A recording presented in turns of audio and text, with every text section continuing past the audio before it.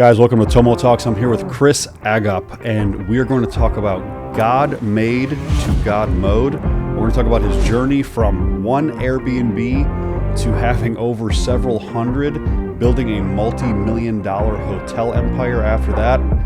This guy truly hit God mode. I can't wait for you guys to hear this.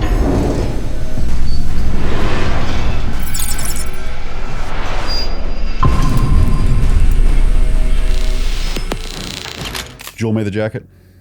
Jewel make the jacket. Yeah, it's customary. Yeah. What's on the inside? You have anything special? No special? Exclusively made for Christian Baumann. Okay.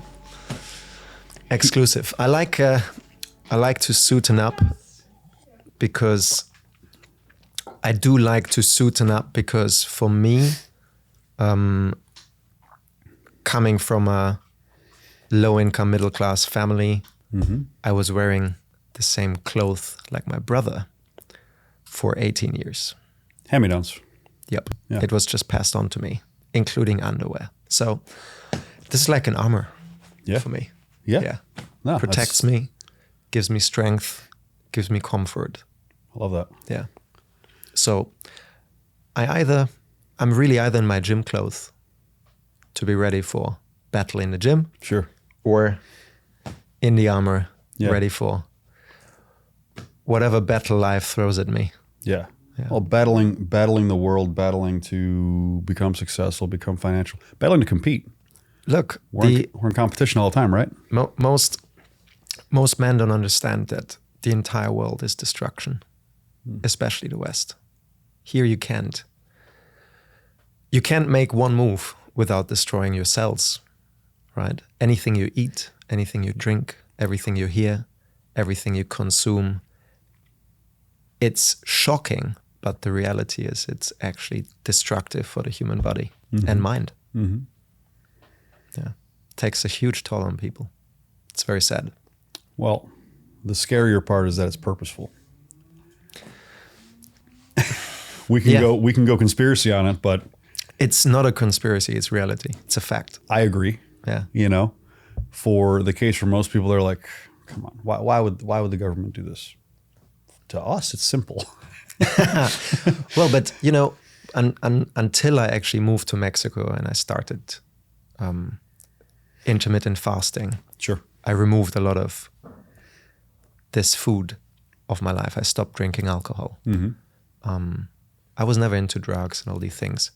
But the interesting part, during the pandemic, Tulum had an incredible energy. The whole world, all rebellions of the world connected in Tulum. Yeah. Because there was no masks, no vaccines, no nothing, right? Yep. Like Yep. just normal life. It was freedom. Freedom, absolute freedom. I met incredible people. I learned so much. And this was the best time of my life because I sacrificed a lot of my health to become financially independent, what you call successful, whatever you want to call it. We talked about that before filming, yeah. Yeah, but the real success is you need health. Because my ultimate goal became I just want to live a long, healthy, fulfilled life. Sure. With strong brothers that love and respect me. And a wonderful, huge family that loves and respects me. Amen, brother. And of course, the freedom that we need and the people that I love, the freedom that we need to, be fulfilled. Yeah. Yeah, and that's not to say that money's not important, but it means absolutely nothing unless you're healthy. Unless you're healthy, unless your family's healthy, you'll just spend all your money buying back your health. Exactly. You know, what you did. We may as well go into it because people are going to wonder, who are you? Where you come from? What's your industry? Give them watching a quick introduction of yourself. Sure, just absolutely. like what you're doing right now. And then I want to go into your backstory.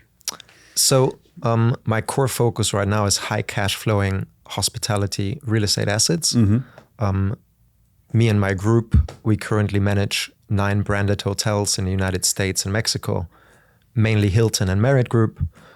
We have 1 SLS, 1 luxury hotel. All the rest is business class because it's easy to manage, easy to sell, right? That's the businesses you should focus on building.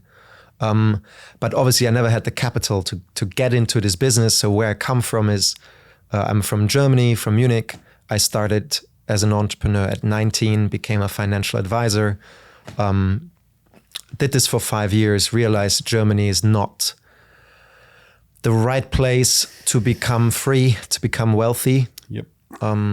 Which was my core focus at the early 20s. So when I was 24, I moved to London. Mm-hmm. It was the closest, highest energy, money-driven, lots of work, lots of jobs, location that I could actually think of. What year was this? 2015. 2015. Okay. Yeah. London was still a different great. place in 2015. London was great. I wouldn't suggest moving there now. Yeah, it's very sad what's happening. But 2015, it was vibing. Yeah. It was an incredible energy, like New York was before, right? Oh, New York is a mess now too.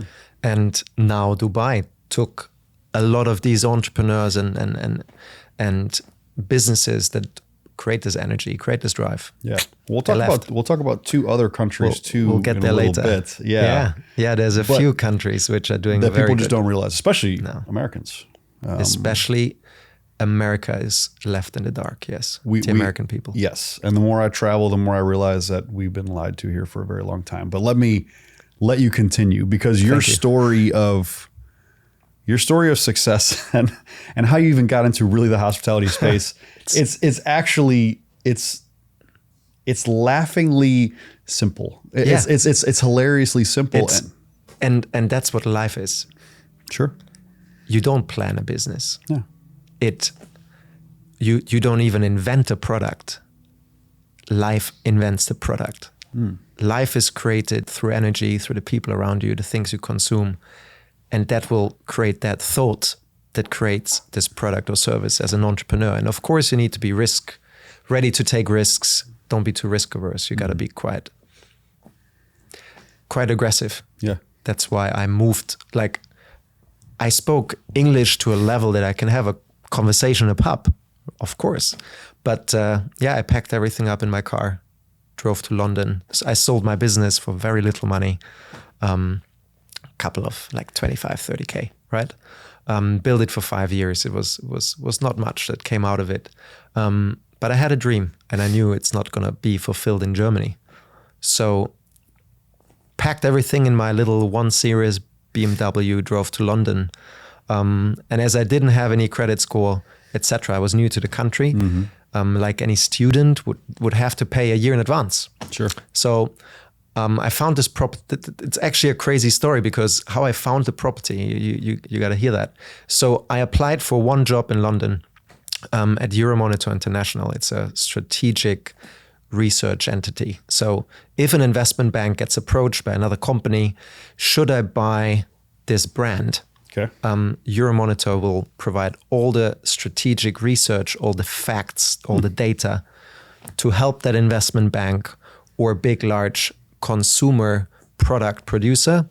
Should we go and buy this brand? Should we go into this industry and so on, right? Sure.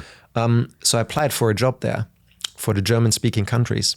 It was my first job application in my life. Nice. Wrote a CV in English, sent it there. They liked it. I was like, great. I don't even know what you do, but let's try it out. We're going to figure it out. We'll figure it out. Yeah. They invited me to an interview. I had to actually, the funny thing is, I had to present to Marriott Group of a new hotel brand they wanted to start, which today is reality. It's called Moxie. You know Moxie, Marriott brand? So it's basically like a hip. I'm not sure I've stated Moxie. You probably didn't, because it's not for you're not the target, right? It's like the late 20s, early 30s entrepreneurs. Exactly. You like the Ferraris. I'm staying at the Ritz. I'm staying at the Ritz. I'm staying, Yeah, exactly. So the funny part is I actually pitched to Marriott Group. Okay. Why would you use the research and knowledge of Euromonitor to build this new brand? Sure. Right? Which today exists. It's actually Moxie Group, Moxie Hotel Group. So I realized, okay, this is what they do. prepared this 45-slide presentation, flew to London, pitched it, and I got the job. I exactly knew 2 people in London. And one gentleman was a piano teacher. His name is Gintaras. And he had, I slept over at his place, and he had a piano student just before I came back from that successful interview. I was all hyped up, and he was like, cool, so you can't obviously live on my sofa. You need a place to stay, right? Can't live on my sofa, yeah. Because I slept on his tiny sofa, right? And he was like, yeah, sure. And he messages this gentleman that was just in the piano class, said, didn't you mention you have an apartment that just got available? He sent the details. Listen to this. So this gentleman, he's 65 years old, retired. He owns a 1-bedroom flat on Britton Street. And I'm like, wait, Britton Street? I just came from Britton Street. Oh, great area for you. Perfect. It was in Farringdon, right in the center. So the job that I just got was 25 meters walk from this apartment. Okay. I'm not kidding. I swear. So I was like, okay, faith, God's talking again. That's it. Made an offer, got accepted, paid a year in advance. But the photos were photoshopped, so it looked a lot larger and a lot nicer. About the size of this podcast room, maybe. Yeah, you'd be laughing. It was a little larger, but and this plastic wall in between the bedroom and the living room, right? Wow. The London property is very tiny and not of the best quality. But sure. Look, I was young. I didn't have too much demands. But when I finally saw the place, I was like, okay, what's going on? And when you come from Germany, the building standards are very high. Yes. Germany builds one of the best buildings in the world still. So I was shocked, and I decided I'm going to go to IKEA, buy a mattress, store it over the day behind my sofa, and I actually rented out the bedroom on Airbnb for £65 a night. And within a week, I was booked for 3-4 months in advance, like completely. So you're sleeping on the floor in your living room. Yeah. Renting your bedroom to Airbnb. Okay. Correct. So and I lived rent-free in central London. Walked 25 meters to the office. And the funny part is my guests didn't even realize. Yeah, I was going to say, did they realize that you were sleeping on the floor? Like, rarely, because they never saw me. I woke up at 7, went to the office, came back at 11. And they were sleeping, right? Yeah, makes sense. So most people I didn't even interact with. I just made sure they have a clean place, clean linen. And they actually really enjoyed it. And I had some very good conversations. And that's how I got into the hospitality space, because there was a massive boom, a hospitality boom for vacation rental. Sure. Happening in London right now, happening all over the world. Yeah. Now it's a multi-billion-dollar industry, but in 2015 there was no infrastructure for linen, for cleaning, for this, for that. So I started getting into this industry by making this interesting step, realizing there's opportunity, and then I grew that business from 2015 to 2020 to 293 apartments under management in total. So you went from renting a bedroom to doing 293 different apartments. Yeah, we nearly had 1,000 bedrooms in Zone 1. Everything was in central bedrooms. London. Yeah. Not a long time. 4 years? 5 years? That was in 5 years, yeah. 5 years. Yeah. And then 2020, we all know what happened in 2020. That's when life took a huge turn for you. But, I talk about this all the time, and I know you agree because we're on the same wavelength. Those curveballs life gives you, and those kicks to the teeth, and those perceived failures. There's always a lesson to be learned, a silver lining afterwards. It's absolutely incredible. The worst things that happened to me in my life, all the challenges and problems that God served me, they were the best lessons and changed my life by 1,000 times to the better. You stole the words right out of my mouth. Absolutely. And I've said this before. The worst things that ever happened to me are the best things that ever happened to me. Yeah. It's 100% true. Yeah. All those failures, all that hardship, any heartbreak, anything. Not even business, could be relationship breakups, anything. Yeah. All those things are meant to teach you a lesson and to elevate you to the next level if you pay attention. If you pay attention. If you pay attention. And if you're not afraid to move. Part. If you're not afraid to move. Yeah. Like, I'm not saying move. I'm saying pivot. Pivot. You know, when you understand that if you want to be an entrepreneur, if you want to be self-sufficient, if you want to be free, like you are. If you want to be healthy. If you want to be healthy, pivot. You have to be always pivoting. You have to be always looking. And you have to be unafraid of failure, which I'm wholly afraid of failure. Exactly. And the COVID period was an incredible challenge for me because I started making great money. I had great investors. I built very strong relationship with people that trusted me, and I had a good inflow of investor funds. I did very well personally myself too. And then it all imploded. And yeah, for a very long period, I didn't work for free, but it took me around 9 months where I lost the first couple of months. I lost over $1 million a month.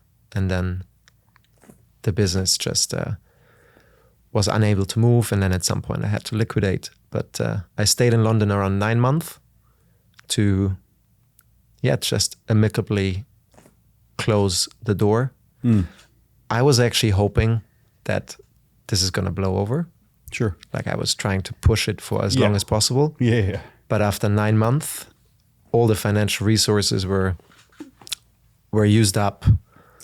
And I didn't want to take a greater hit to my reputation. So I just helped all my investors, landlords to relet their properties and close the business. Yeah.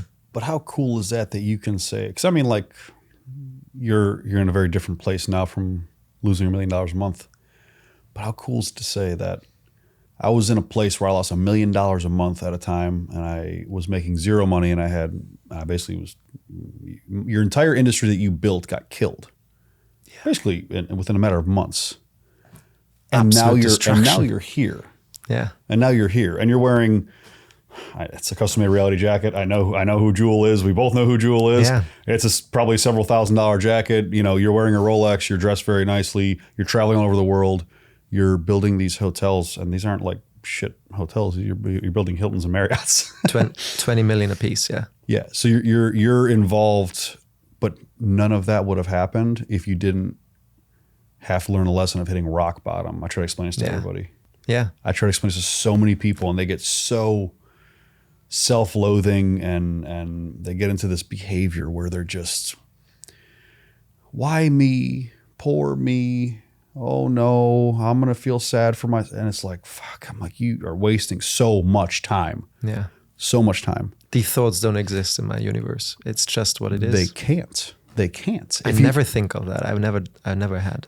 But if you think of that, I mean, listen, if you have a depressive moment or you have a sad moment, that's normal. Yeah. Emotions are normal.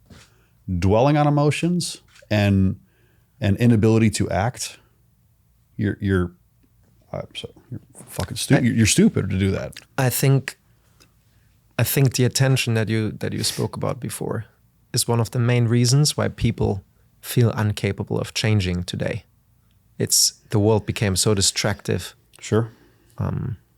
I think that's a major issue, but we can go into that in a little bit. But yeah, it's you're right. I mean, but I think there's so much fear in people. Yeah, people have become so crippled by the fear of everything, and the fear of failure, the fear of judgment, the fear of negativity, and it's like I fucking love it. I love it.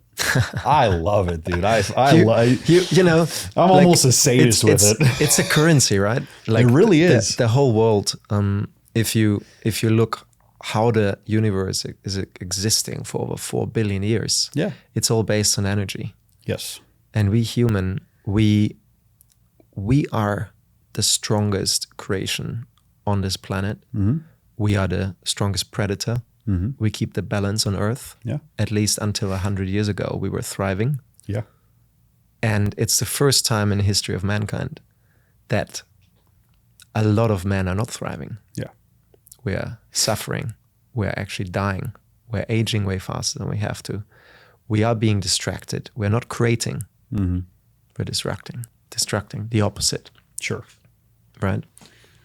But that's what Tulum really, what Mexico taught me. Tell me about your that Tulum. simple life. Yeah. Tell me about your Tulum experience specifically, and tell me, like, first of all, you went into your health journey. So you sacrificed at a time. You told me you were drinking beer, eating pizza, behind a computer. And listen, we've all been there. Absolutely. If you're an entrepreneur, at one point in your life, you're sacrificing mental health, physical health, spiritual health for money.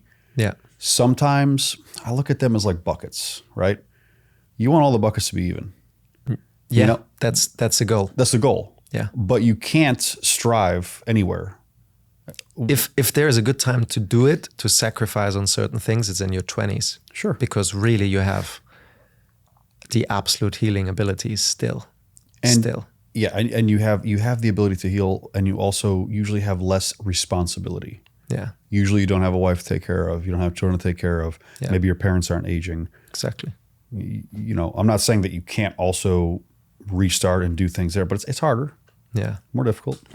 Yeah. So like most people, I fought for 10 years in my 20s, didn't take good care of my health. Sure. Which How is old are really you? everything. I'm 33. Okay. I thought you were like 25, bro. That's good. Yeah. That's really good.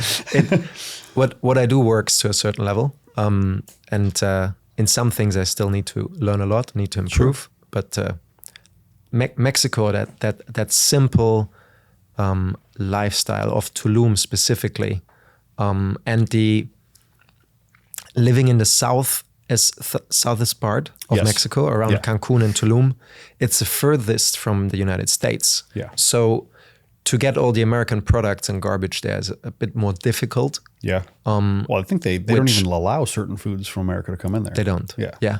But like what Tulum taught me, being around these wonderful people during the lockdowns, etc.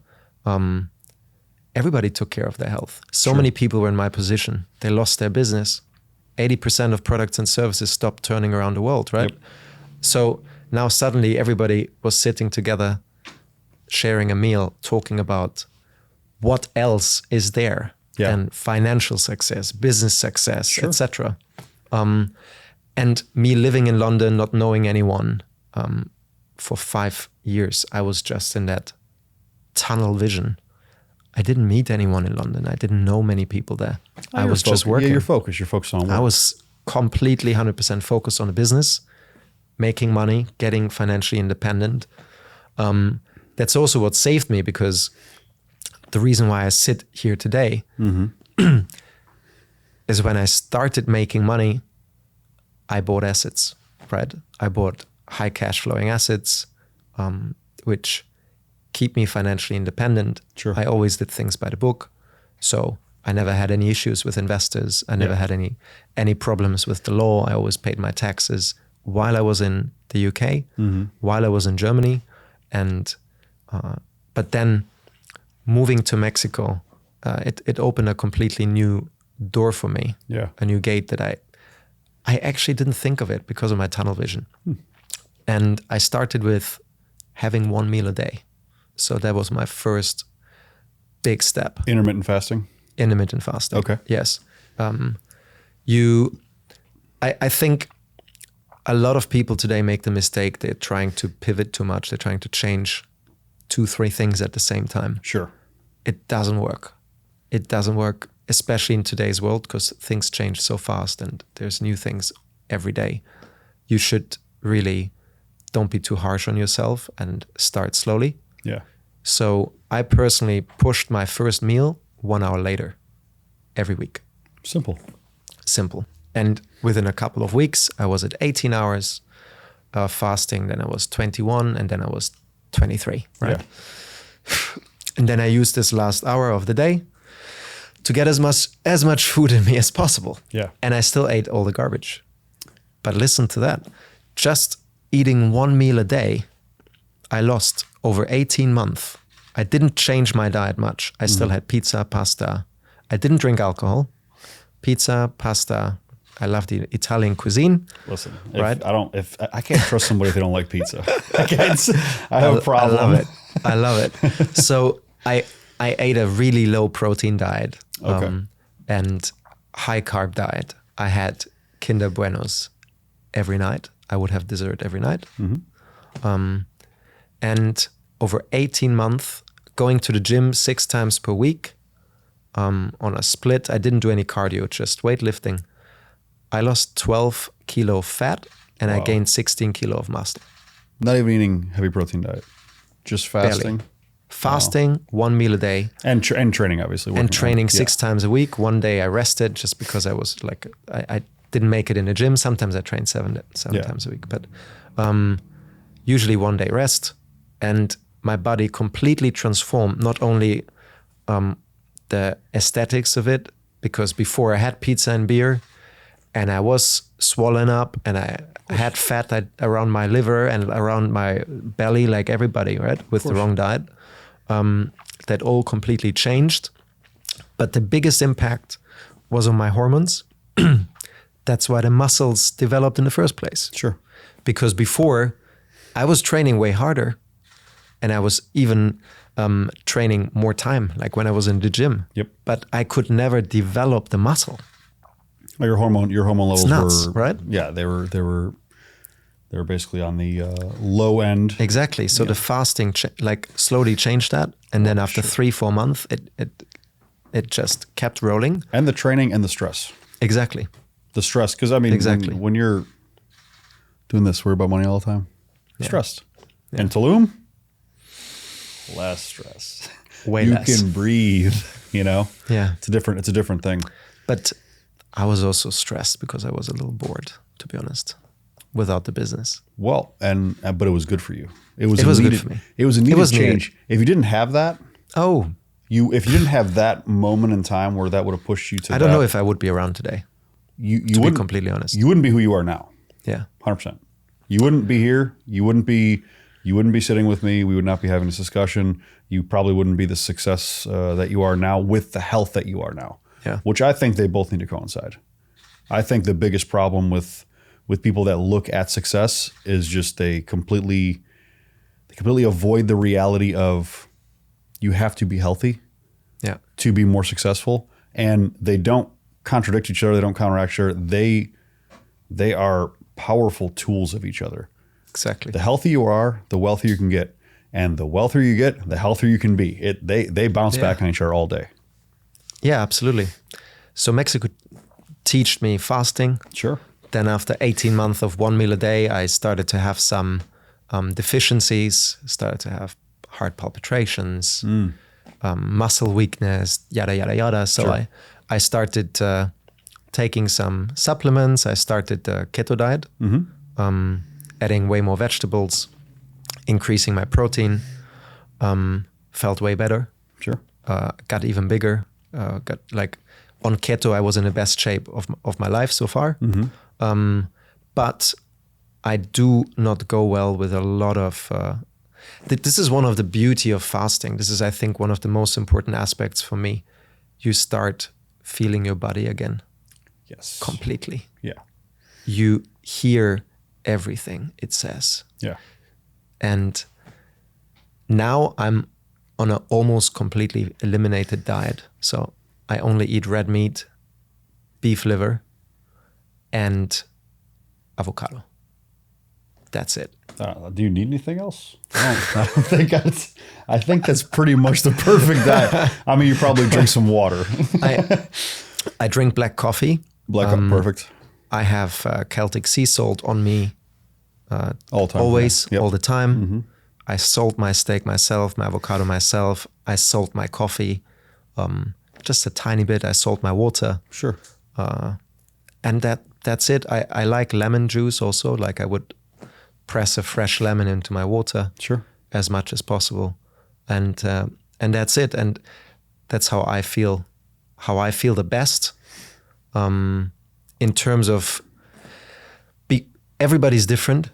And I have some, like most people don't understand, because I ate normal, which is normal for people, for 29 years, right? Normal. But it made me feel absolutely terrible. And I didn't even realize. But it does. It makes everybody feel terrible. Yeah, but you don't know. Can we just be honest? But you don't know. That's the crazy part about it. Because you when you were 5 years old or 7 years old and you were at your highest, right? We don't remember that. We don't have that. Even our brain protects us from that. We are changing, and then we getting into that state of normality where the digestive problems, stomach pain, this, that, it's just isn't that normal. Funny? It's just bloating. It's part of life. It's just what it is. Yeah. Take some antacid, yada yada yada. Bullshit. The moment you stop putting food into your mouth for 2-3 days, that feeling, I have goosebumps right now. Yeah. That feeling, you're just ultimate. I've had it. I do a 72 plus hour fast every 3 months or so. Exactly. Yeah. Perfect. I don't necessarily do intermittent fasting all the time, but I usually don't eat my first meal until probably afternoon. Yeah. I'm fully fasted right now. Yeah. I had a 1.2 kilo ribeye steak last night. Beautiful. Still feeds me. Yeah. That's great. And in one sitting was. You're lean. Yeah. You're lean. You're strong. You're energetic. Yeah. And not every diet's going to work for everybody. I think it would. You think so? Because let me make a point. Please. What I've learned throughout my journey is actually I realized God created carbohydrates to multiply life. Okay. Right? Sugar is to be found in honey and fruits. Yes, 100% agree. And these are created to multiply life. A tree that has grown strong, destructed many, many insects and this and that, and took water from other plants and grew life, right? Destroys, but grows new life. Now is at a point it can give fruits, seeds. And God created sugar. So we consume the seeds and multiply that plant, that life elsewhere, right? So I think fruits are supposed to be eaten by humans. I don't believe that anything that's rooted in the ground is supposed to be eaten by humans. I think there's other animals, etc., in the food chain. Yes, but we are a predator. Yes. We don't go for vegetables. They can't run away. They can't fight back. Leave them alone. That's where people, I think, get confused. Yeah, they do fight back. Yeah. That's where the bloating comes from. Well, I mean, almost all... I do terrible on vegetables. Almost all vegetables are... This is going to be controversial. Almost all vegetables. Let's piss off the entire vegan community today. Yeah, you're all being lied to, bro. Almost seriously all being lied to. By the way, have you ever seen the videos of the vegetables today? Have you ever seen what a carrot's supposed to look like? The long orange thing that you see is a carrot. You know that that's man-made. Yeah, it's man-made. Man-made. Almost all of the broccoli's not a real vegetable. Garbage. It's not actually real. Fucking kills me when I eat it. I feel Because terrible. you're not supposed to eat it. So half of the kale, good. Your kale salads, everybody? Terrible. It's a nightshade family plant. It's literally poisonous. I just feel terrible when I fast. My body's empty without food, and then I would drink a kale shake. Oh, I would suffer for at least 6 to 8 hours. Just terrible. You just ruined the fast. Yeah. Any positivity you just did, you just basically killed it. You know what's funny? What's funny about the vegetable thing, right? You can actually see it from you can challenge that, obviously. Yeah. But I like to make that analogy. So let's go back 100 years when there was no AC, no fridge. This process of making a room cold, making a fridge cold didn't exist. And we go in the woods, okay? You and me together. Yeah. And we know we need to hunt and gather. We're hunt and gatherers. We've been that for 299,990 years probably, right? Just the last 100 years, things changed. Manufacturing and so on. Yeah. So, I mean, farming's been around a little bit longer. Like no, farming has been around. Yeah. But the fertilizer Correct. that's another interesting story. That could be a whole other podcast. when you we'll do that podcast in Moscow maybe. So when you actually research who funded the majority of the fertilizer that created the most human life in history of mankind, then you're really shocked. I'm not going to say his name, but yeah. Anyway, so going... You just left everybody on such a horrible cliffhanger. Like, who is it? Research it yourself, guys. Research it yourself, and you can comment in the bottom and tell us who you think Exactly. it is. You will be shocked who it is, Yes. because it's the most evilenized person in the world. Yeah. But going back to that analogy, so 100 years ago, no fridge, there's no food, right? You have to hunt and gather every day. We go in the woods. So I make that analogy with you now. I'll test you. So 100 years ago, we were mainly concerned about survival and multiplication. So, There's threats that come from hunting and gathering, right?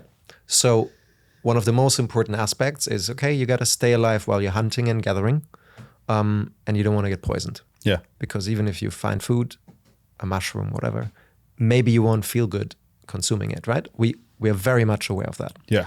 And that is instinctively within us. I want you guys to do the same exercise with the people you love and think about, without me now telling you what it is, ask them how they feel about the exact same thing. So we have 3 options while we hunt together, okay? And one is things that are below you, rooted in the ground, okay? Things that hang off the tree or hang off the bush, or animal protein. Instantly, without thinking much about it, what is the safest? What is the second option and the last option if you need to grade it? What is the safest option? The safest is probably something hanging off a tree of fruit. Easy. Correct. It's quick sugar. And it's also something you can access to give you energy for the second thing, which in my opinion is hunting. Correct. Yeah. And the hunting thing, yes, that's more dangerous. Depends on what you're hunting. Depends on how you're hunting. Exactly. Tracking something can be a dangerous proposition. There could be other carnivores out there that will come after you. Absolutely. And they will. They do. And the things that are rooted in the ground that are below you, largely, I wouldn't even look for them personally. That's my personal outlook on it. And you just answered with instinct. Yeah. Now comes one problem to it. Sure. The fruits that are hanging off the tree. Could be poison. How many months a year do they actually hang off the tree? Well, almost none. It's basically one quarter of the year, if that. Yeah. Exactly. And you have the largest competition because all the other animals want the same fruit. Sure. Want the sugar like you do. So what did humans really evolve on and become the greatest predator on Earth? 100%. Animal protein. Animal protein. Yeah. And it's, please make that analogy with people you love, because they need to go through that thought process and they will instinctively make the same decision like you, like me. Well, because it's the easiest. It's the easiest, safest option is fruit. It's right there. Exactly. But for 9 months a year, it isn't. Maybe more. Exactly. Depending where you are. Yeah. Right. Humans evolved from Africa, so close to the equator. So there was probably more fruits available throughout the year. But we spread all over the planet. The majority of humans today, actually, the majority of industrialization happened in areas with 4 seasons, because most of and you see that in the work ethic. I employ people from all over the world. If it's hot and humid, they're 60-70% less efficient. Sure. That's why BMW doesn't produce in Spain. They produce in Germany. Where it's cold, brutal. Where it's cold, but it's not too cold. Yeah. But it's you can produce all year. Yes. You don't need to fight with the climate because you don't stick a chance. It's actually makes minus sense. 50 degrees or plus 50 degrees. We talk about it here in Florida people. Yeah.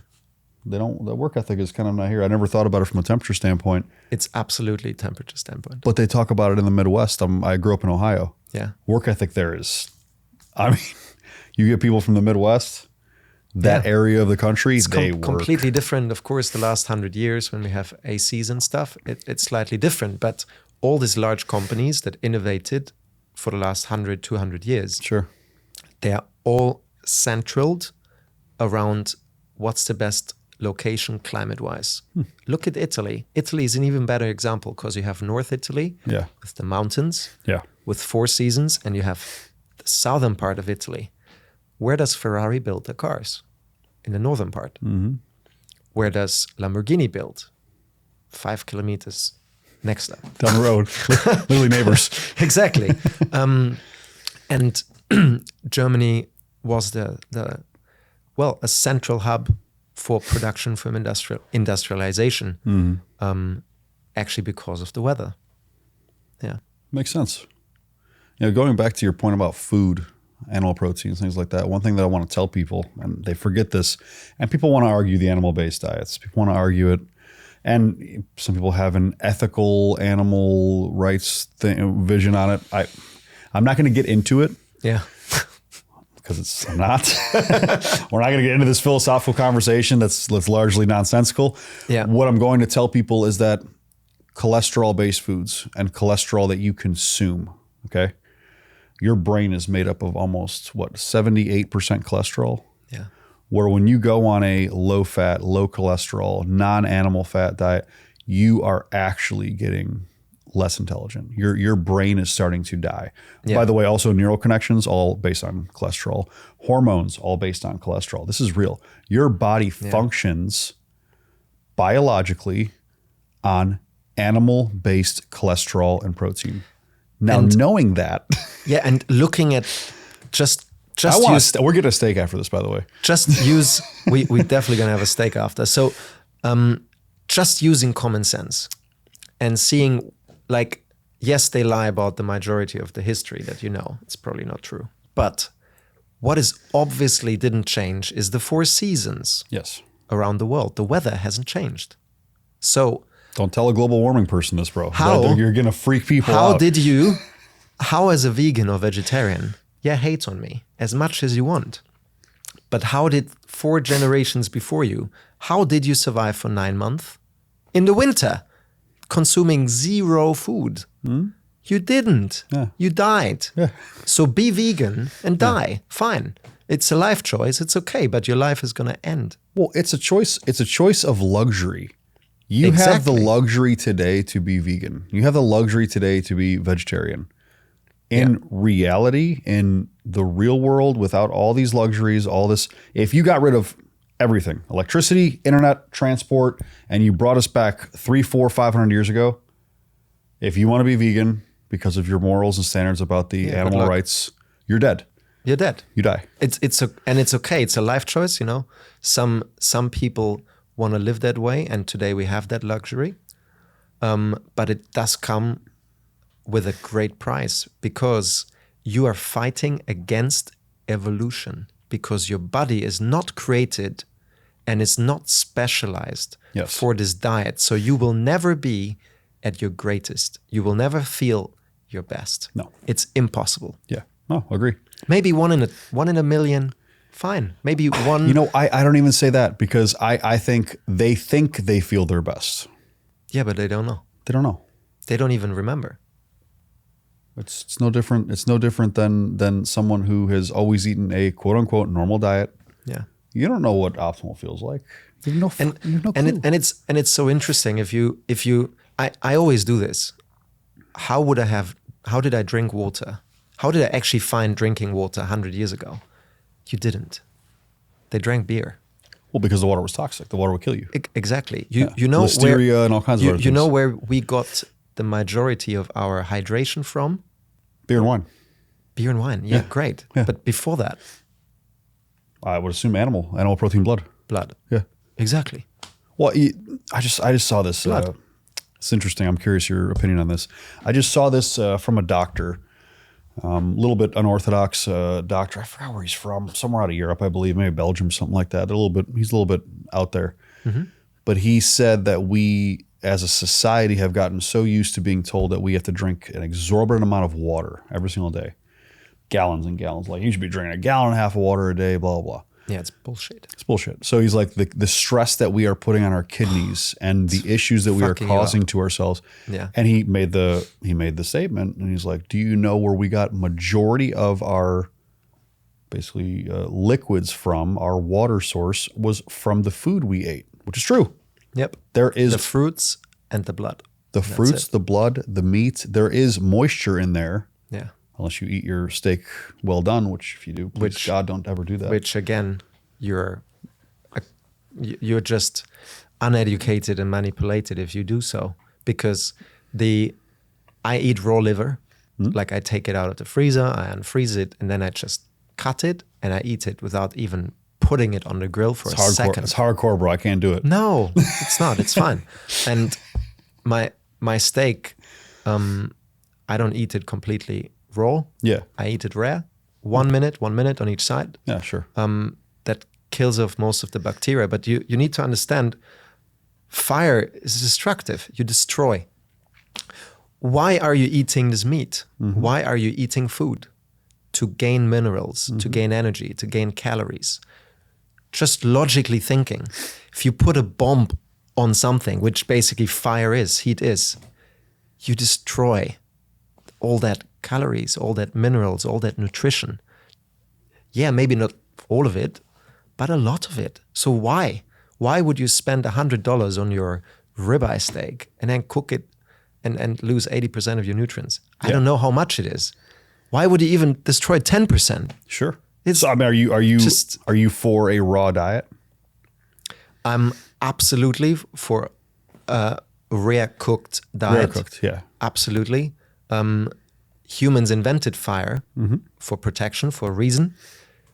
Today, with the fridge and the freezer, it's extremely unlikely that you actually gain a bacterial infection. At least in my household, in the restaurants I go to, this never happens. Yeah. Even though most maybe a parasite or something like that if you eat some unclean food. Exactly. But you know, when you are on the, I call it, my diet is God made for God mode. Ooh. God made for God mode. That was good. Okay. That's the title of the episode. Fuck. That's it. So when you follow a God made diet, you're turning into God mode, and no bacteria can stress you, will defeat you. No, nothing. Right? Love that, man. So we are the top predators on this planet. Yes. We took over this world. Yes. Why would we change the nutrition, the fuel that made us who we are today? We know why. I know, because it's profit. We know why. Power. It's profit, power, and it's positioning to make the population basically weak and easy to be slaves. And these people who control the food chain, education, movies, media, and so on, it's a small amount of people actually. They are lazy. They don't want to do the work anymore. 100%. Humans survived and thrived and took over the planet by innovating, creating, changing. Yeah. And killing each other. And killing each other, yeah. But that's another beautiful statement I'm going to make. We spoke about the creator and the most influential guy on the fertilizer thing, right? The same guy is also responsible for the ultimate weapon that saved most human lives today, because otherwise we would have just continued all killing each other, right? Very interesting how the same gentleman created the ultimate weapon that we don't have any more world wars, right? So you have to be, you really, really need to question things. And the first step that helped me was just eating once a day, because you get this clear mind. You wake up, you haven't eaten for 12 hours. You're already in that fasted state, ketones running through, your brain functions better. You hear better, you see better, you feel better. Maybe you don't have that carbohydrate energy, explosive energy in the muscle. Black coffee is really good for that. I agree. Black coffee and salt's really good for that. The ultimate black coffee. But you need to look at it from an evolutionary standpoint. Yeah. What did we eat for that 299,990 years that made us the ultimate predator? Sure. And that's animal protein, organs, blood. Yeah. Salty water, if we found any. And by the way, blood has the same salt amount like seawater. Your blood, the animal's blood, It's supposed to. Is very similar from that salt level to seawater, right? So we need that to survive. We need the salt. We need the minerals. So let's pretend that everybody on here understands and agrees, which many of them won't because they're brainwashed into believing what they want to believe. Let's pretend. Let's pretend for a second that they understand, they get it. Now, the biggest argument you're going to hear, and this is from a weak mindset. Yeah. I'm hungry. It's making me tired. Oh, I'm suffering. Listen, I can't understand it. Like, I can't understand it. You will love my answer. I can't understand this idea, this concept. Yeah. Give me your answer. This might sound arrogant for you people, but if you would have been at this mindset 100 years ago, you wouldn't be here today. Dead. You'd be dead. Mm-hmm. And that's evolution. That's God's creation. That's God's decision. Well, people did die. And people did die. The weak died. By the millions. The weak died. By the millions and billions. That's just evolution. So if you, and that's the reality of today's world, the most human beings are actually, like in the film Matrix, are just a piece of meat that is used. The people in power consume their energy by giving them weak labor. And yeah, today even women get drawn into this. 25 years ago, at least, they were allowed to take care of the family and the children. Oh yeah, no, it's out of the question. Not anymore. In the West it is. Yeah, in the West. Yeah. Not in all societies. Sure. But in the West, and women actually are the backbone of human society. And actually, as we are responsible for the entire world, women, I would say, are the most important piece in this universe, because humans are controlling the current universe and the state of power. Mm-hmm. And women create new life. Mm-hmm. Women educate children, men discipline them. And we are in this crisis today that the civilized, knowledgeable society that innovates and creates life is dying slowly. Mm-hmm. Because women are busy competing with men. Yeah. Women are manipulated by people in power because they want your energy. They want you to create for them so they can control more. They can have more influence instead of you creating new life. And we're going to get to a point, you know, men are very, very interesting. I just spoke about women, but men are the ultimate tool in nature for two things. Men do two things. And that's actually ultimately testosterone, which you do a lot of tests on in your clinic, right? Testosterone is the ultimate power in this universe because it drives men to destroy absolutely everything. Mm-hmm. Or when they find a woman that they love and they have children, they will use that ultimate energy to create that family, protect that life, make new life, make sure they are thriving, they are growing, they are learning.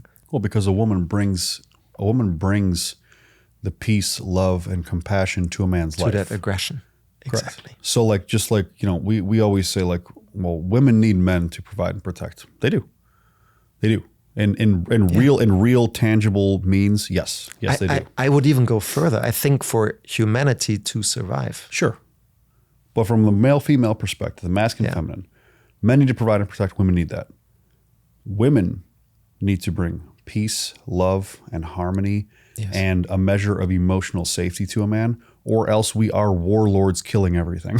Exactly, because for what other reason we're here? That's it. Why did the Romans march 1,000 kilometers to the right, 1,000 kilometers to the left, 1,000 kilometers up, and kill everyone? Yeah.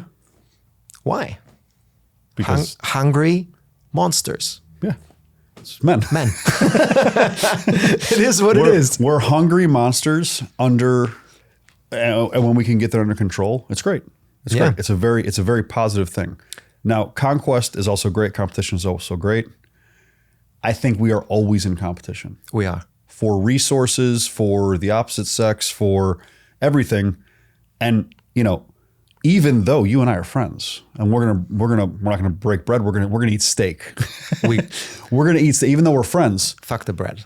Even though we're friends, Yeah. we look at each other. We're still competition. Of course we are. Because we're fucking men. Yeah, exactly. It's and that's healthy. Yeah. It's healthy. You can, like, man without purpose. And that's why I believe that this modern process, how Western society works, is gonna completely destroy the creation that my generations have been worked on, that we have a comfortable life. It's completely gonna destroy it, as man without that family and balance, yes, and that female energy that gives them peace, love, and direction to a certain level. Yeah. Right? That purpose. Yeah, man destroy and kill absolutely everything. So we see this now. Well, I mean, I don't know what we call them. Men. It's dangerous. I don't know if we can call it men in the West anymore. It's almost like boys or castrated men, low testosterone, soy boys in the U.S. especially. With you're not part. You don't live in the West anymore. Nope. It's interesting. Why would I? Of course. So it's interesting. And we were talking about this behind the cameras, and we may as well discuss it because people are so unaware of, okay, I don't want to say people. A lot of people in America specifically are wholly unaware of what's going on outside America because they believe the media, they believe the internet, and 90% of it's bullshit. I swear to God, guys, it's bullshit. Yeah, and because they're good people and they're God-believing people, they think these things are true. Sure. It's also your brain is actually evolutionary manipulating you, that you want to save energy. You don't want to compete with this garbage. Just accept it. Yeah. Keep eating these things that make you feel good for a moment, etc. So all that Western society, that consumerism, it's actually the level of how they manipulate our animal instinct. It's unbelievable. It's completely on another level, right? So it's not even their fault, because, to be honest, the manipulation today,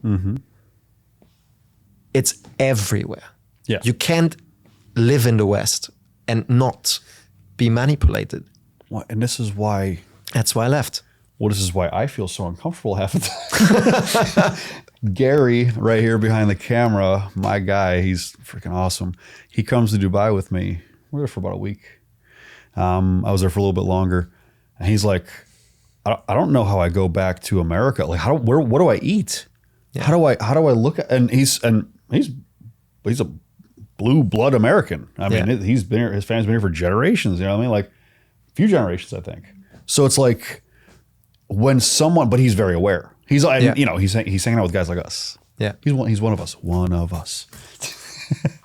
This is what's so baffling, and people are like, "Oh man, you really would leave America?" I'm like, when you become aware, you can't go back. It's hard to go back or even think about staying. Because I mean, I haven't been where you've been. So, where do you live now? Do you want to say this out loud? You don't have to. Look, I'm proud of it. I'm happy. I'm a German citizen. I'm a German passport holder. It's the only citizenship I have. I actually lived in Ukraine in 2017 for around a year. Got really in touch with Eastern European culture. Sure. I really loved it.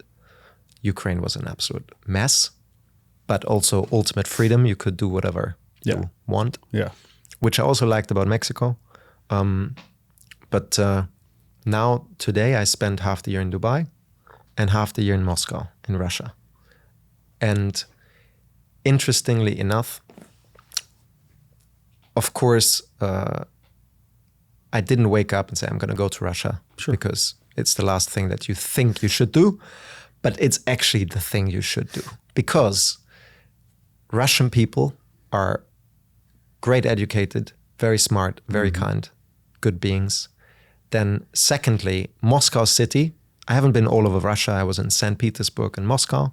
So I spent most of my time there. And Moscow, if it's for me, the greatest developed city on earth. I swear. Really? It's insane. It's insane. The Over best Dubai- over infrastructure. I know. It's Dubai's a different planet. look, it's better developed than Dubai because it's way older, thousands of years old. Sure, right? sure. You can't compare it. The metro system and everything. Like, Okay. the metro. You go on a metro in Moscow. It's like a museum. I've seen the tunnels. It's literally a museum. I've seen the tunnels, and it's like you're walking. There's arches. It's artistic. Beautiful. It's stunning. Like no garbage, no homeless people. no homeless people, no garbage. It's super clean. It's super safe. You know why it's safe? I tell you why it's safe. Of course, the executive order of the government is brutal. That's one thing. Secondly, Which I don't have a problem with, by the way. no, absolutely not. But secondly, even more important, the police can't be everywhere, right? Russian men, when you bother someone, oh boy, they just beat the shit out of you Well, it's because if you're wrong. it's a man. They don't bother you Yeah. if you just follow the normal rules of society. But if you would harass a girl that goes to the supermarket and she would scream, there would be a bunch of Russian men Beating the come shit to out of help you. Yeah. her Yeah. and beat the shit out of you. They don't even wait for the cops. You mean they wouldn't just be doing this with their phones? No, Fucking, No. you know what I mean? no. They take action. Someone getting stabbed in New York and they're filming instead of helping. And it makes you, well, it's just a wonderful environment for me as a man to be in because it's the most competitive masculine energy that I've felt. Dubai is very, very high level too. Sure. But Dubai is, funny enough, Moscow being that developed, it's also way more affordable, which is weird. But it is what it is. For example, you take a Maybach with a driver from the airport for a 90 minutes drive to go from the international airport to downtown in Moscow. $70. it wasn't that much more in Budapest. I was just there a week and a half ago. Yeah. And I'm like, yeah, VIP through the airport, private lounges, Maybach take me to my 5-star hotel, Marriott hotel, by the way. Beautiful. The best. And like, whoa, my God, it had to cost thousands of dollars. It was only $300. Yeah, the whole experience. The whole experience was $300. Yeah. So that's another thing Americans are being lied to. It's all this inflation.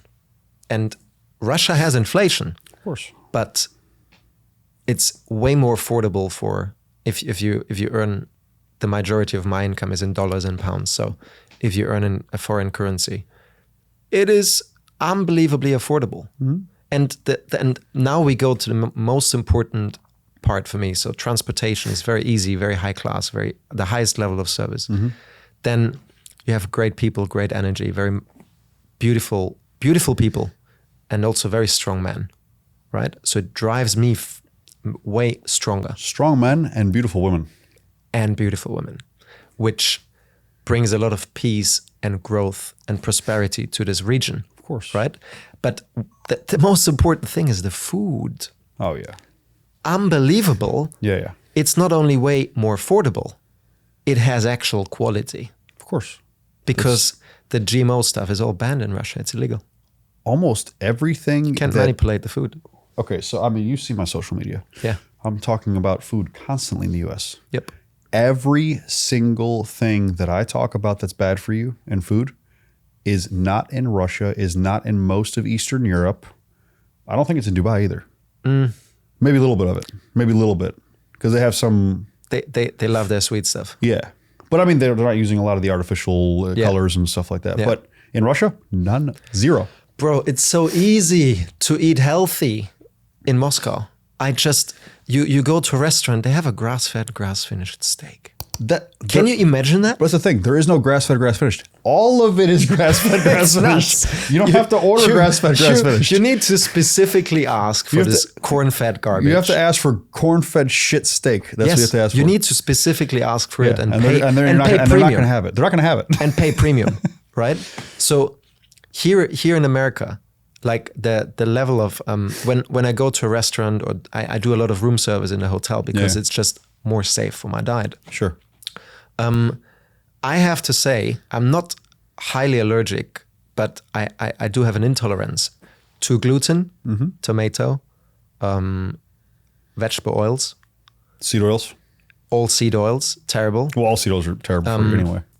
Also, some other things, but gluten, vegetable oil, and all dairy. Okay. Right? So that's why I'm very limited on my diet, because it's just inflammation for me. Sure. But that's the same case for a lot of people. They don't feel it. But now when you go to a restaurant, it takes a lot of effort to make sure they understand what's going on. So the only way actually is to say, okay, if you serve me dairy, gluten, or you put any oil on my steak while you grill it, I'm going to die. That's what I do. Yeah. I'm going to die. They don't want you to die. And then they actually take care of you. Nice. But you need to go to that insanity. So I don't even look at the menu. I never do. I have a sparkling water, lime juice, black coffee, espresso, steak, sliced avocado on the side with some lime. I salt it myself. I just say natural. If you put anything on there, I'm going to die. Done. Serve it to me like a lion. That's how you should order your food. That's the best order I've ever heard in my life. Breakfast, lunch, dinner, I always eat the same. Yeah. While I travel, I have grass-fed, grass-finished organ tablets that I take. I have some as well. Because it's a bit difficult with the liver. You don't get organs anywhere. Even though that's the number one food for predators, which what we are. Yeah, right? you know, they don't serve it anywhere for sure. You can find butchers that you can get it at. But of course you get it from a butcher, but if you look at a lion, if you look at a wolf, if you look at a shark, if you look at any predator today that survived through evolution until today's day. Liver first. Then they go for heart, then testicles. Yummy, right? So these are the most nutritional parts of an animal. And we're throwing it away. We're giving it probably to animals. It's used with something, but we don't consume it. And it makes a huge toll on your health. If I would be on a carnivore diet, I'm not on a carnivore diet, I'm on a ketovore or whatever you want to call it, right? I like to say it's a Stone Age diet. How we evolved through a majority of our human lifetime without the organs. Actually now, because I'm traveling, my eyesight on the right eye declined because for 4 days I didn't eat liver. You should have told me. I would have brought you one of my livers from the house. No, great. I will have one. I got the pills now. Here in America, you can buy anything, right? Yeah. One of the beauty here, you've got everything. But in Mexico, when I was traveling, etc., you don't have the same supply chain. Sure. So in my house in Mexico, I have grass-fed, grass-finished liver. But because of my investor meetings, etc., I was out for around 5 days, and my eyesight declined. Wow. Instantly. And you can see it because you're in tune with your body. Oh yeah. Also because the right eye stopped working as good. So I was like, okay. Need liver, need vitamin A. So then you take it 2 hours later. Perfect. It's nuts. It's that simple. It's that simple. You literally don't need anything else. What was the term again? God mode. What was the God mode term? God made for God mode. God made for God mode. Okay. So you're living outside of the Western culture now. Obviously you're thriving. Obviously you're healthier than ever.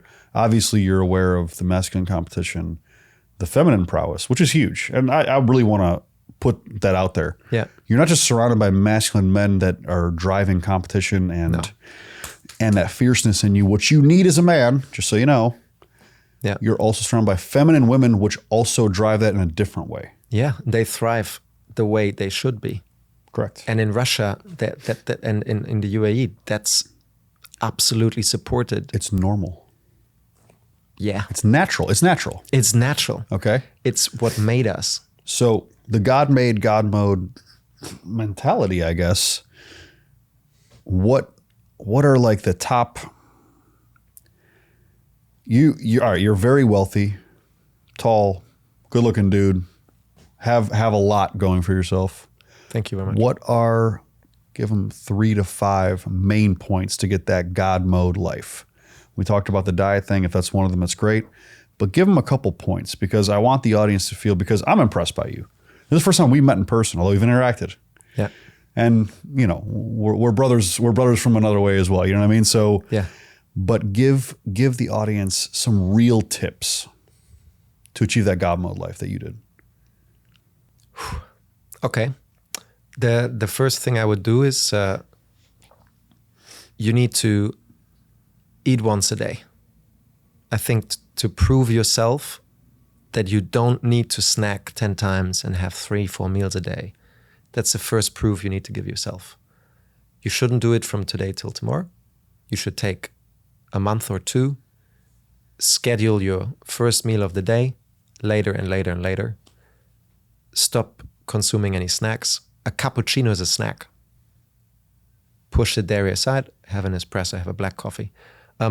I drink a lot of espressos now because I love caffeine, but I don't want to overhydrate. So I choose an espresso instead than an Americano very often, because too much water is not great. Mm-hmm. But going back to the first tip, I would really force myself to 1 meal a day and then go with it for a year. You have to stop alcohol. You have to stop drugs. You don't need it. Mm-hmm. It distracts you from reality. Living in Tulum for 2 years, not drinking, not taking drugs.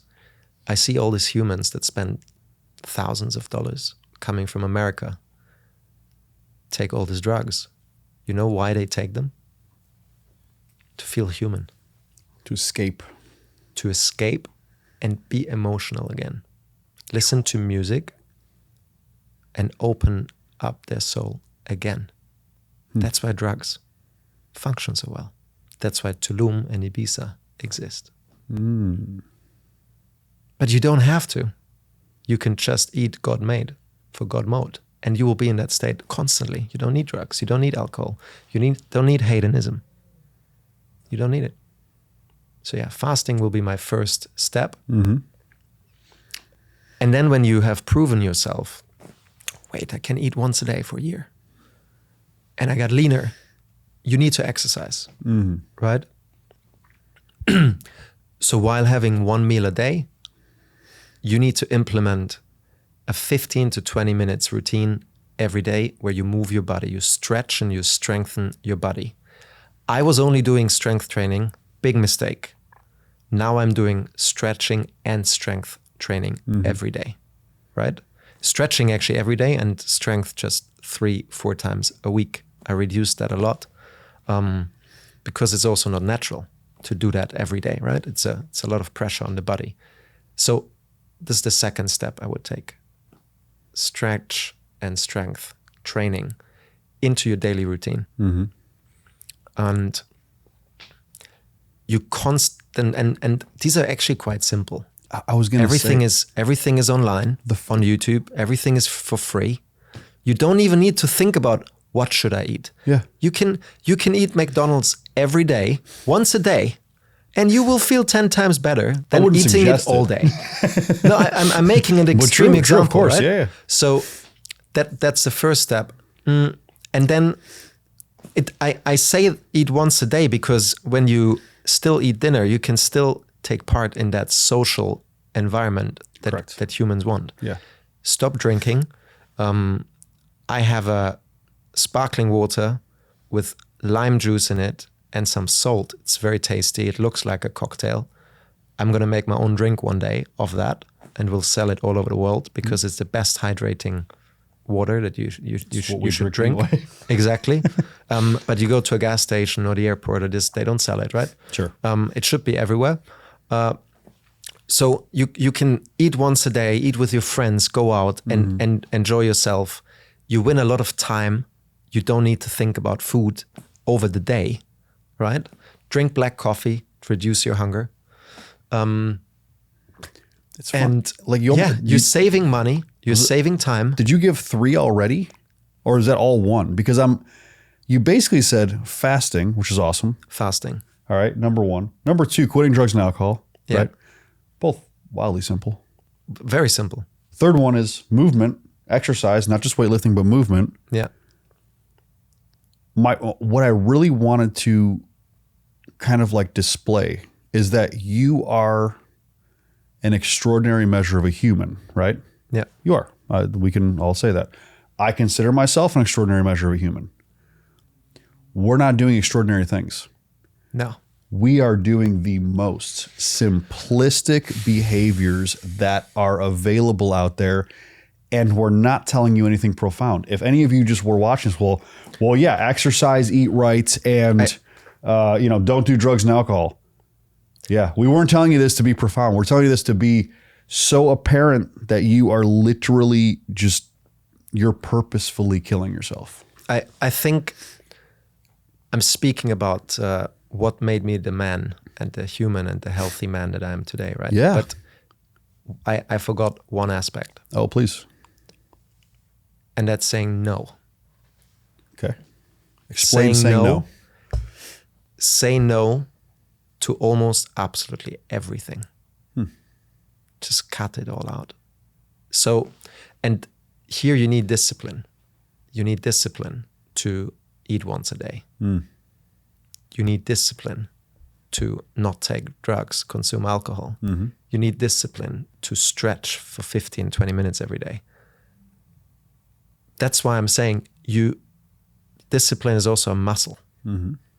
And if you keep consuming YouTube shorts, Instagram shorts, if you consume Netflix movies, if you consume poor quality conversations from poor quality humans around you, it's gonna get way harder to maintain your discipline that actually will improve your life, will put you on that path of God made for God mode, right? You need to learn to say no. And there's a certain strength to it. So don't say no to everything, because you will not succeed, right? Like quit smoking, but don't quit right now. Make it in a way, trick your brain. The main problem is we are all fighting. We're trying to fight evolution, but it's absolutely impossible. So that's what's in my background. Is this action getting you closer to or further from your goal? Simple. Learn to say no. On my background on my phone. Is this action getting you closer or further from your goal? Every time I look at my phone, if I want to pick it up and I want to look at Instagram and waste my time, that's the first thing that I see. Exactly. It's reminders. But you need to learn how your brain works by testing it and implementing it. Yep. Of course, you need to learn, you need to study. It's never been easier. I've learned all these things without AI, etc. It's literally an audio message into your grok today. Like, it's so easy. So you just need to start small. Like every human started tiny, couldn't walk, was just laying around. You started with one Airbnb out of your bedroom. Yeah. I started with basically one small clinic over there where I worked every single job besides being the practitioner. Yeah. I was front desk. I was patient intake. I was doing orders. I was cleaning the floors. I was doing everything. Yeah. Baby steps. Baby steps. And don't listen to anyone who says, do it all at once. It sounds great, but it actually doesn't work. No. Yeah. No. You will not succeed. You'll burn out, and you also rob yourself of the opportunity to learn. Yeah. And by having the burnout, you're causing even more damage because you're going to give up. Yeah. And the reality is you can never give up. If you give up, you guaranteed to fail. Like, you're guaranteed to die. Like, this is what this world is about. Life or death, light or dark, fire, water. It exists. This universe exists of controversing energies. And humans are the greatest creation of God. We're here to innovate and create. There is sadly some humans who are very powerful today who live off destruction. And yeah, now is the best time now is the best time of humanity to keep growing, keep innovating. We do have a chance right now. Mm-hmm. We have one chance in the West to get better. And also we are making a scientific breakthrough of the AI sector that could completely change how the world works. And it will absolutely decide if your generation is going to look back to you or even exist in the future. So you have to make yourself useful. Mm-hmm. You have to create, you have to innovate. And you need a lot of energy for that, a lot of focus. So yeah, you got to say no to things so you can focus. All the information is out there. All the information is out there. And I tell us people constantly, well, how do I get started? How do I do this? I'm like, man, when I had to learn everything that I learned about my industry, the internet was not what it is today. Yeah. I had to go read manuscripts and books and find information. I had to search. I had to look for it. Yeah. You can literally go on Grok. You can go on ChatGPT. You can go on Google. You can go old school, Google search. Yeah. You know, old school. Old school is Google search now. But you can do that and you can find limitless information that you can consume. And within, if you put dedicated study, not even 7 days a week, 5 days a week, dedicated study, 5 days a week, 3-4 hours a day, in a year or two, you'd be the most you'd be the top 1% worldwide expert in the subject matter. Absolutely. You know why people don't do it? Well, mostly because they're lazy. I was going to say. And because they're scared. And which largely comes from these things of... Do you think arrogance plays a part? I